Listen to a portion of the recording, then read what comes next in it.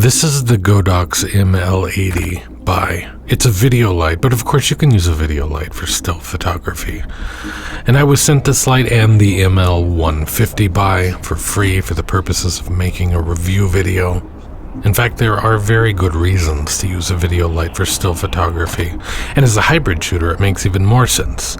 Because you can't use a photography light for video. A strobe, that is. I mean, not really.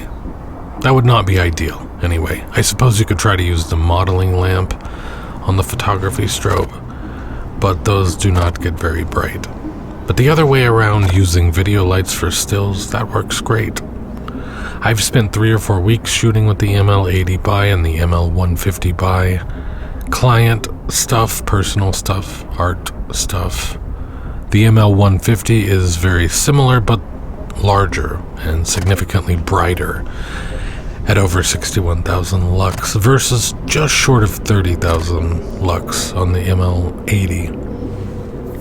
I'm going to look at both of these lights, shoot with them, demonstrate them, talk about them. But were I not reviewing both, the ML80Bi is the one I would have used for this and every other photo shoot I did with them. I swap them out every so often to get a sense of the difference.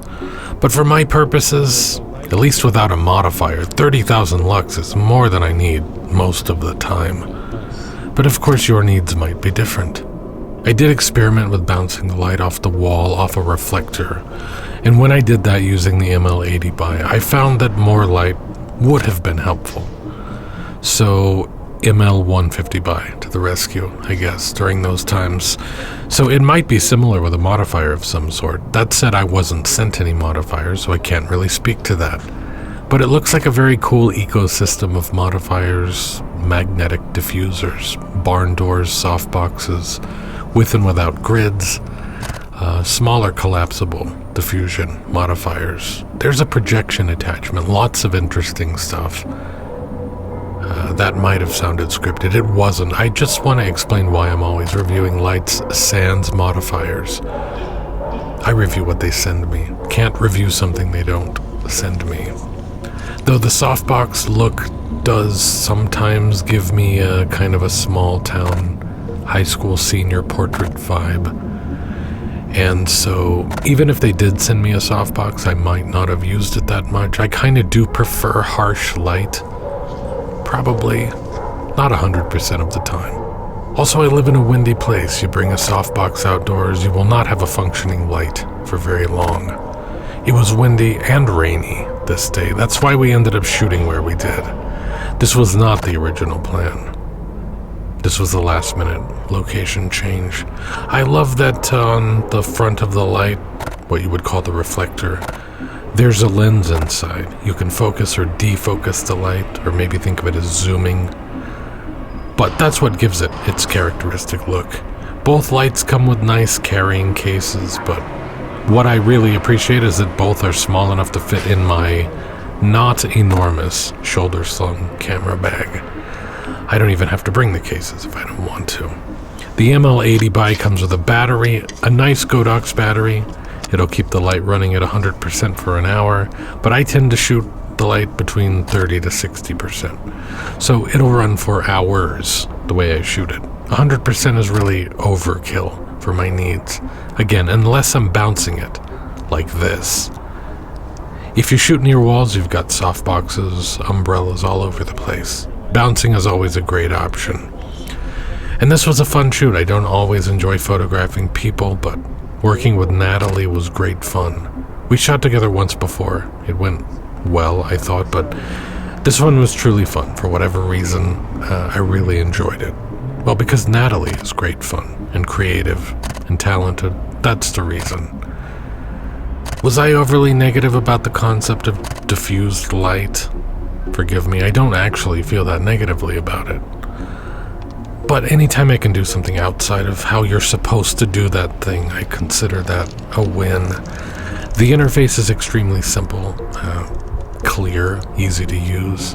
On one side, adjust the brightness, on the other, adjust the color temperature. This past weekend, I went through my closet. I own so many photography and videography lights, it's kind of ridiculous. A lot of them I've owned for years, if not decades, but many of them are lights I've received and reviewed more recently. But it seems like each light I review is a little bit more interesting, a little bit more useful, a little bit more portable, a little bit more simple, effortless to use than the last. But I think I'm set now. The ML80 and 150Bi, I find it difficult to imagine topping these. They're great lights for stills, for video. I'm using them on a shoot again tomorrow, well, specifically the 80, because they're a joy to use, and I like the results. But there are still times when I need a strobe, so I'm thinking of, say, wedding receptions, and I have a great strobe also, the Godox AD300 Pro 2. I'm keeping it for such times, but for portraits and whatnot, these are my lights. This is what I'll be taking with me in the event of bad weather, which is exactly what happened this day. Not that I don't sometimes choose to shoot in a parking garage anyway, but that was not the case this day. So I'm switching to the ML150Bi now. Everything so far has been the ML80Bi. But spoiler alert, they look the same. They're just about identical lights. Looks good though, right? Or am I crazy? I think that's some good looking light.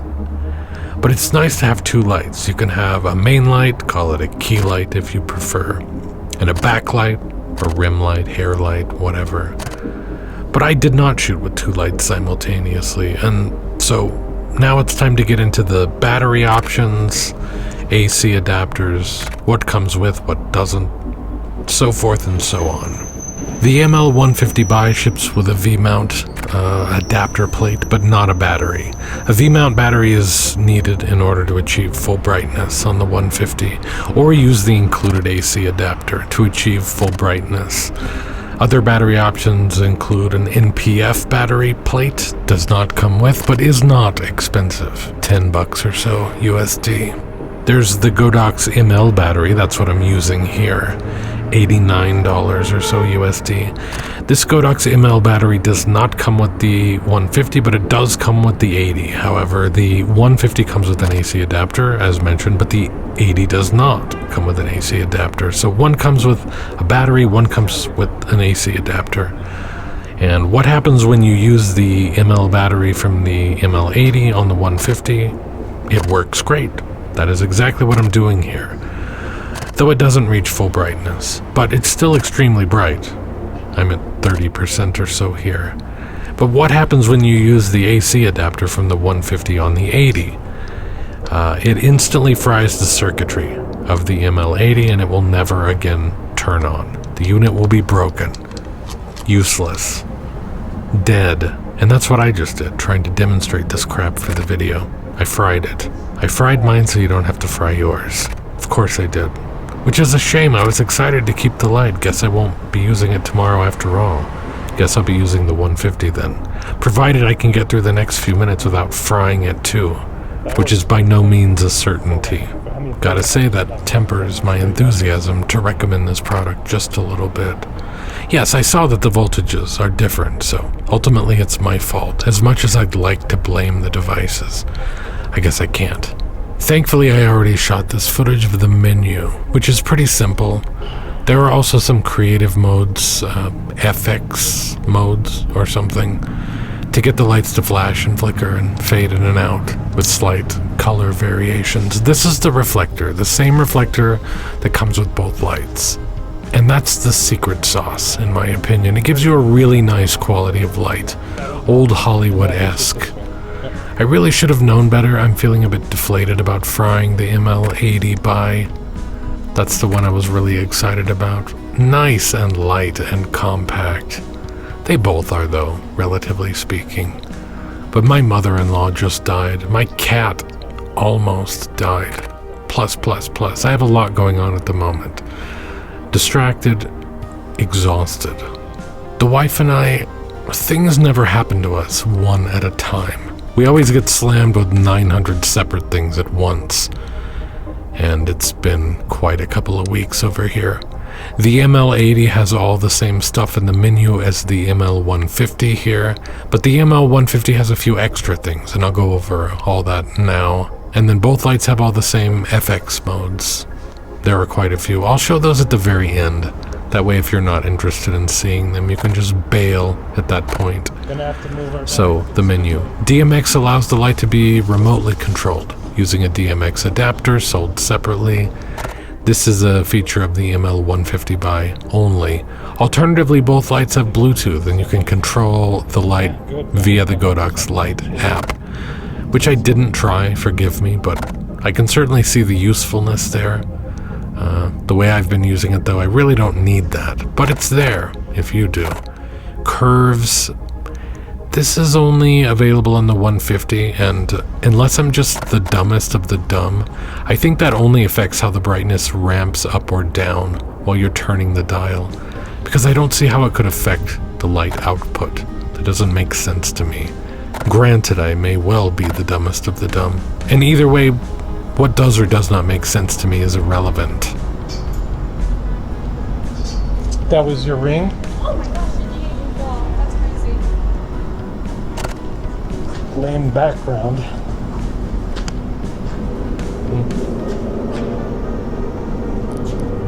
Struggling a little bit. These are not working. I don't quite know why, but why don't we just change it up? Okay. Go straighter on, and keep the chin more down. It's lighting better here. Yes. I was bouncing the light here off the wall in front of her, and the soft light looks fine, so again, sorry for complaining about diffused light earlier. No, I think it was cool, but I just don't know where to go with it. But I also could not seem to get shadows and highlights in the right places in that last shot. Just couldn't get it all lined up perfectly. And it was hard to tweak with the wall between us, so we moved on to something a little bit more spontaneous, which was very much needed at this point. We didn't worry as much about getting perfect light, just tried to shoot something fun. Actually, these have kind of like a shot with a flash type of vibe. I probably could have just shot them with a flash and got something similar, but anyway, I didn't. Instead, I acted as my own lighting assistant. I should point out, I prefer available light. All this talk of shooting with a flash or bringing lights to a location, that isn't ever my preference. If we have sunlight, fantastic, that's what I'm going to use. But if we have no sunlight, or no directional light, I should say, doesn't have to be the sun, well, that looks bland to me. I'd rather have artificial directional light than natural flat light, personally. Flat light is boring to me. Again, just personal preference, it's okay if you feel differently, I promise. So continuing on with the menu, anti-false touch is just asking about what steps you have to go through to turn the thing on, specifically in order to prevent the light from accidentally turning on in your bag. Or not, it's up to you. Both lights have that. Display is display brightness. Fan, you're adjusting the fan speed or setting it to auto. I imagine I will always just leave the thing on auto. Language and factory reset are self-explanatory, I presume. Upgrade, you have to have your phone paired and connected via Bluetooth, and both lights have NFC to make the pairing process very easy. Once you've connected, you can go to upgrade in the menu to check for an update, or upgrade, as they call it. Fixture info gives you basic info about the device. Evidently the ML80, which I'm using again here, those were the days, can be powered via USB-C. I didn't have the chance to try it though before frying the thing a minute ago, but I assume that works because the instruction manual says so. Powering via a power bank is very nice in concept, but the ML80 does come with a battery, which is exactly why I never got around to trying to power it via USB-C. Just wasn't necessary. And now it's no longer possible to do the experiment. So what you've got here are two compact bicolor LED monolights that give you exactly the same look or quality. And so bottom lining this, choose the ML80Bi if you want small, light, ultra portable, and you want to power the thing via USB-C. If you want to be your own lighting assistant and hold the thing out on a giant pole, this is the one. I tried the very same technique during a different shoot, but with the ML150, and it was a lot more painful to hold on a giant pole. Still painful though with the 80, but then again I have toothpick arms. If you want more output, better studio integration, and you're willing to go a little larger, a little heavier to get there, with no battery included, then choose the ML150Bi. The price is extremely similar between the two, so it's really just about what you want to get out of it. I'm more into the ML80, but since that died, I'm still very happy with the 150. It's a good light, and it's still portable enough to fit in my camera bag. Looks great. The hardware looks great, but the output, more specifically, is what I meant. Yeah, I like it very much. Links to both lights in the description. They're both great. You really can't go wrong either way. Definitely, though, learn from my mistake. If you find yourself in a situation where you have both, the AC adapters are not interchangeable. Well, that is the AC adapter that comes with the 150. Do not be tempted to use it on the 80, which does not come with an AC adapter. You would have to buy that separately. If you do, much sadness will be the result. Thank you also, Natalie. I'll leave a link to her Instagram. I'm kind of grumpy. I don't love photographing people as much these days, but I had several extremely fun shoots right in a row. Maybe I just needed the distraction. I'm not sure. This shoot with Natalie was an absolute blast. I shot with a friend of mine I've not seen in 9 years. That was a lot of fun. We also used the ML80 and 150. And then I shot one the other day that was just really unusual with Willow, who's been in a couple of videos I've done in the past. I won't even attempt to explain, but I might make a video out of that one. But here are the FX modes I mentioned before. So I'll just finish what I was saying as I'm cycling through the FX modes. I should mention that I shot this session entirely on the Canon RF 28-70 2.0L lens, which I rented for a job that I had to do, but kept it for a few extra days to have some fun with it. Maybe I'll give my thoughts on the lens in an upcoming video. I have some thoughts after all. This was my first time using it after being interested in it for a very long time. And the feelings I imagined I would have for it and my actual feelings for it are grossly out of sync. So I think it's interesting. And I also used that lens with the shoot with Willow. I normally shoot primes, but would not have been able to shoot that particular shoot without a zoom lens. But anyway, that's all for now.